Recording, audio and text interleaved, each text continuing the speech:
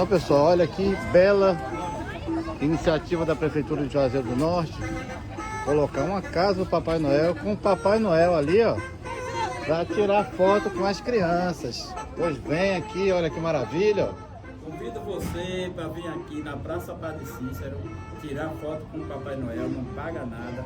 Aqui a Prefeitura da cidade de Juazeiro do Norte está promovendo essa benção para você. Ho, ho, ho.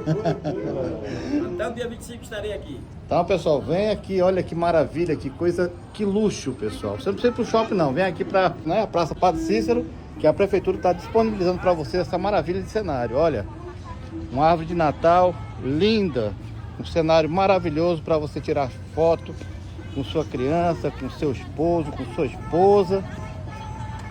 Gente, é um luxo, gente. Isso aqui é um luxo. Vale a pena você vir aqui com sua família.